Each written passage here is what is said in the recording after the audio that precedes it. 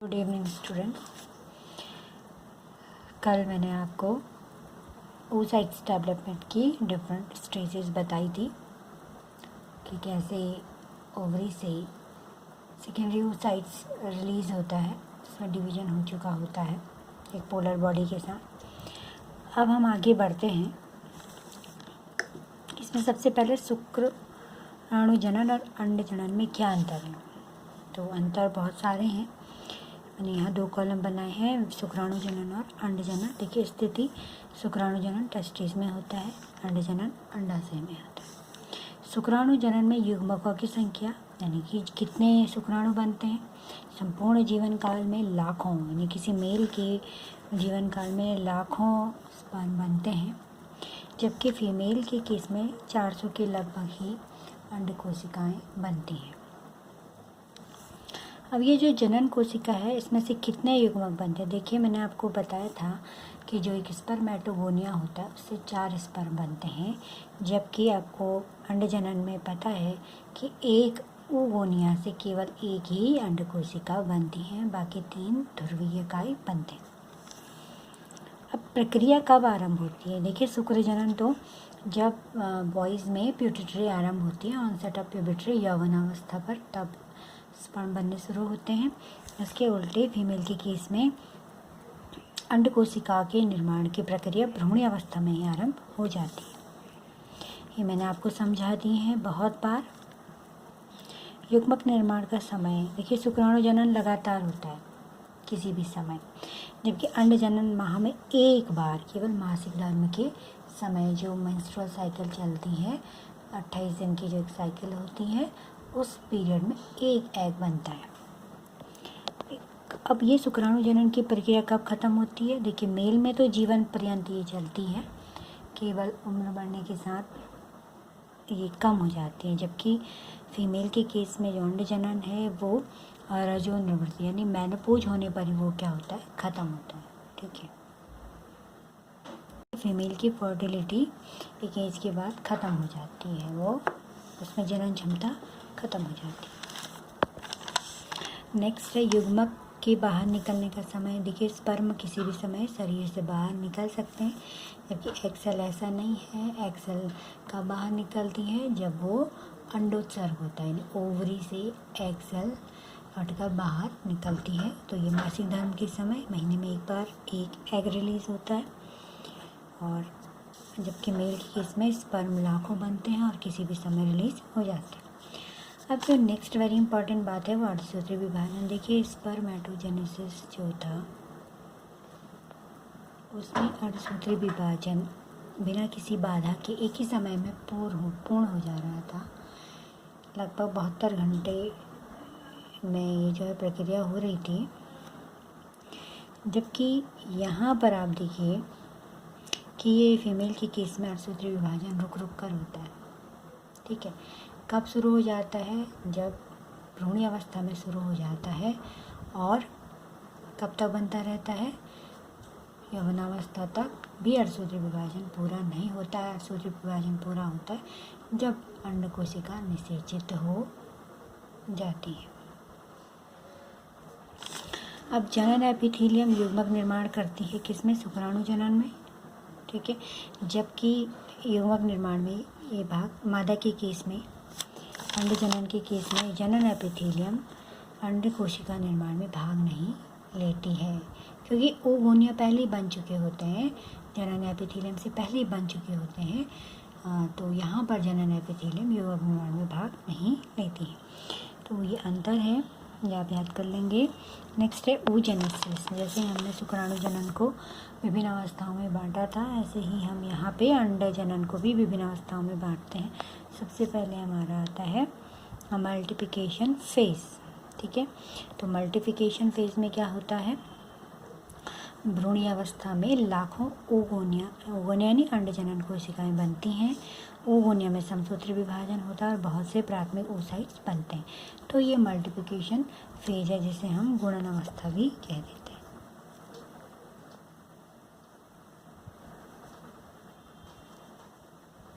गुणन अवस्था यानी वृद्धि होना। अगला है ग्रोथ फेज, वृद्धि अवस्था। इस अवस्था में प्राइमरी oocytes की ये सबसे लंबी अवस्था होती है प्राइमरी oocytes की। और प्राइमरी oocytes की कोशिका अर्धसूत्री विभाजन की प्रोफेज फर्स्ट की डिप्लोइड अवस्था में रेस्ट रहती है। मैंने आपको बताया है कि जो प्राइमरी oocytes होता है उसमें मियोसिस फर्स्ट कहाँ पर रुक जाता है, प्रोफेज फर्स्ट की डिप्लोइड अवस्था में रुकता है और यह स्थिति यौवनावस्था आने पर नष्ट होती है। यानी जब कोई भी लड़की मैच्योर होती है, उसके सेक्स ऑर्गन काम करना स्टार्ट करते हैं, उसके जो सेक्स हार्मोन्स है गोनेडोट्रोपिन रिलीजिंग हार्मोन हाइपोथैलेमस से बनना स्टार्ट होता है, तब जाके प्राइमरी oocytes की ये अवस्था नष्ट होती है। ठीक है, यानी सोई हुई अवस्था से ये जागता है। जैसे कुंभकर्ण सोया रहता है ना 6 महीने तक, ऐसे ही प्राइमरी oocytes भी जो है इस सुप्त अवस्था में रेस्ट हो गया। आगे की घटना कब होगी, जब यौवनावस्था आरंभ होगी। अगला है मैच्योरेशन फेज, परिपक्वन अवस्था। तो ये प्राइमरी oocytes में अर्धसूत्री विभाजन समाप्त हो जाता है। प्राइमरी oocytes में मैंने बोला अर्धसूत्री विभाजन समाप्त हो जाता है, अर्धसूत्री विभाजन फर्स्ट वाला समाप्त होता है। ठीक है, तथा यह प्राथमिक पुटिका जिसमें प्राइमरी oocytes होता है वृद्धि करके तृतीय पुटिका बनाती हैं। ये सब मैंने आपको कल समझाया हुआ है कि पुटिका में वृद्धि होती है, उसकी जो ग्रेनुलोसा सेल्स की परत हैं वो बढ़ती जाती हैं और बाद में एंट्रम गुहा उसमें बनती है। एंट्रम गुहा किससे बनती है, ग्रेनुलोसा सेल से ही बनती है, जिसमें ल्यूटीन होता है जो कि बाद में इस पुटिका को फटने में मदद करती है। प्राइमरी oocytes से सेकेंडरी oocytes बनता है और एक छोटी लघु प्रथम ध्रुवीयकाय भी बनता है। ठीक है, तो प्राइमरी oocytes में अर्धसूत्री विभाजन जब पूरा हो जाता है, मियोसिस फर्स्ट, जो आप जानते हैं अर्धसूत्री विभाजन 2 चरणों में होता है, मियोसिस फर्स्ट और मियोसिस सेकेंड। तो मियोसिस फर्स्ट जब कंप्लीट हो जाता है तो सेकेंडरी oocytes और एक फर्स्ट पोलर बॉडी बनती हैं। सेकेंडरी oocytes में फिर मियोसिस सेकेंड शुरू होता है और ये फिर जाके मेटाफेज सेकेंड पर आकर रुक जाता है क्योंकि स्पिंडल फाइबर्स नहीं बन पाते हैं। स्पिंडल फाइबर बनते हैं तारकाई से और सेकेंडरी oocytes को भगवान ने आपका जो है स्पिंडल फाइबर नहीं दिया, तारकाई नहीं दिया। इसको तारकाई कौन देता है, स्पर्म। सेकेंडरी oocytes व फर्स्ट ध्रुवीयकाय अंडोत्सर्ग के समंडाशय से बाहर निकलते हैं। ये मैंने आपको कल बताया हुआ है इस डायग्राम में। ठीक है, रिलीज होके अब सेकेंडरी oocytes में मियोसिस सेकेंड निषेचन के बाद होता है, ये सब बताया आपको। अब ओवम लिखा मैंने, अंड कोशिका।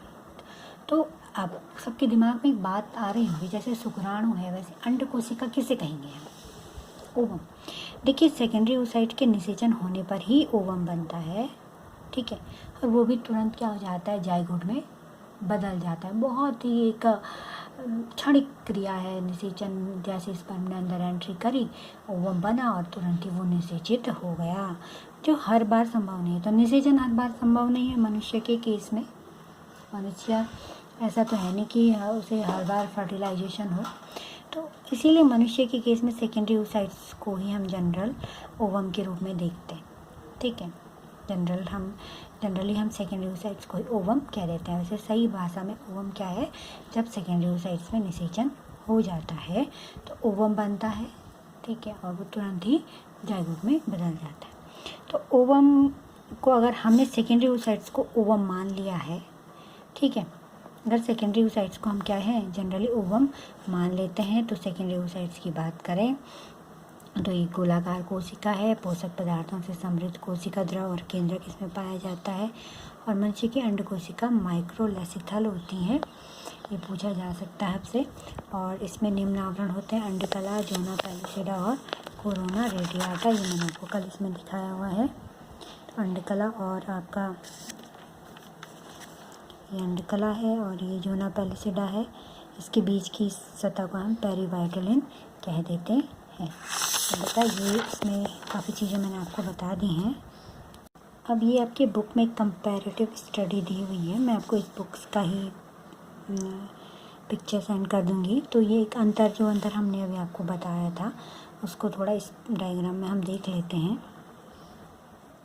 तो आप पहले यहाँ देखिए, शुक्राणु जनन में यौवनावस्था शुरू हुई, शुक्राणु जन जैसे ओवोनिया कहते हैं, इसमें सूत्र विभाजन हुआ, प्राथमिक शुक्र कोशिका यानी प्राइमरी oocytes बनी।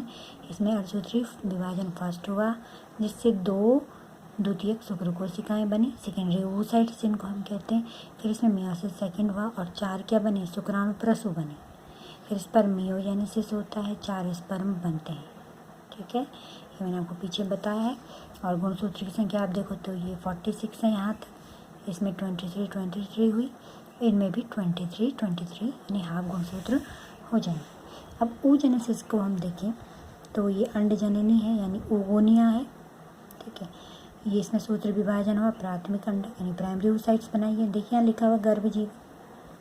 ठीक है, यानी जन्म से पहले प्राथमिक अंडक बना, इसमें लिखा हुआ पहला अंडक अर्धसूत्री विभाजन।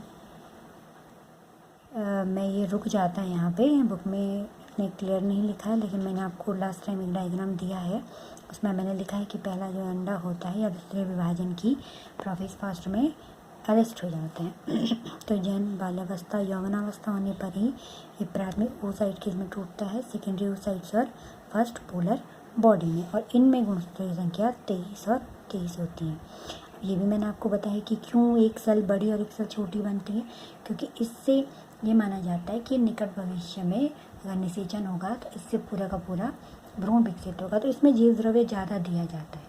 ठीक है, फिर निषेचन के बाद देखिए प्रौढ़ जब फर्टिलाइजेशन होता है, ठीक है, यहाँ पे जैसे ही यहाँ पे निषेचन होगा, इसमें मेंशन नहीं है लेकिन उसमें मैंने आपको मेंशन करके बताया है कि द्वितीयक अंडे में मियोसिस सेकेंड, ये जो द्वितीयक अंडा है ये किस में अटक जाता है, मेटाफेज सेकेंड में अटक जाता है। मैंने आपको बताया हुआ है मेटाफेज सेकेंड में ये अटक जाता है। मैं लिख देती हूँ यहाँ पे, इसे लिखने की ज़रूरत नहीं है, पीछे मैंने आपको लिखाया हुआ है। मेटाफेज सेकेंड में ये अटक जाता है और इससे आगे विभाजन कब होगा, जब क्या होगा, यहाँ पे शुक्राणु होगा। शुक्राणु नहीं होगा, लेकिन ये माना जाता है कि शुक्राणु है, क्योंकि आपको पूरा डायग्राम इसमें दिखाना है।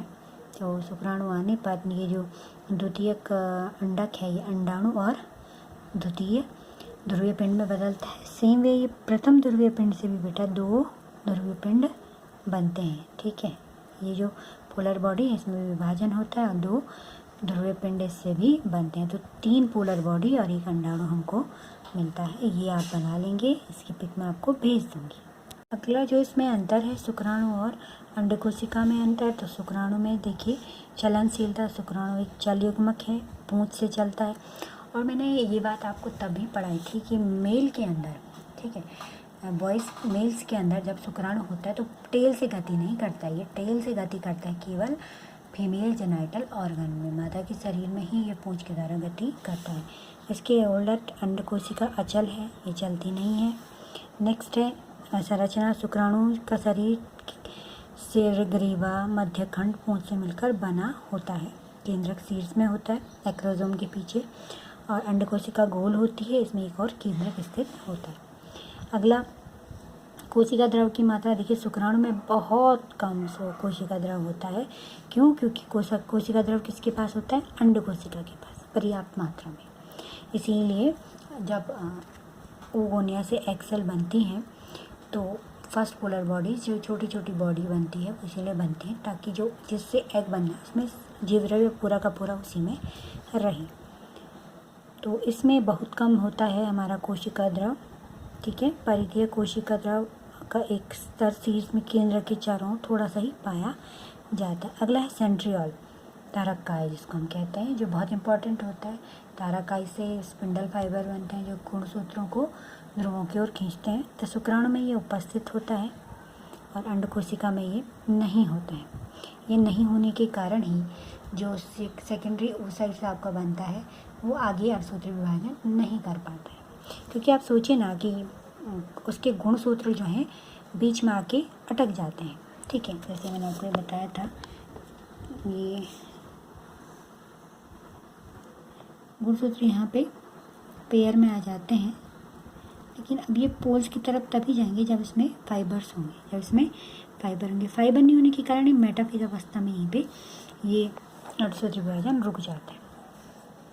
अगला है आवरण, तो शुक्राणु केवल कोशिका कला द्वारा ढका होता है और अंड कोशिका में आपको पता है अंड कला है, वाइटल मेम्ब्रेन जिसको हम कहते हैं, जूना पैलिसोडा और कोरोना रेडियाटा है, 3 लेयर्स इसमें पाई जाती हैं। तो ये मेन डिफरेंस है, इनको आप याद करेंगे। इससे आगे मैं आपको कल पढ़ाऊँगी। Thank you.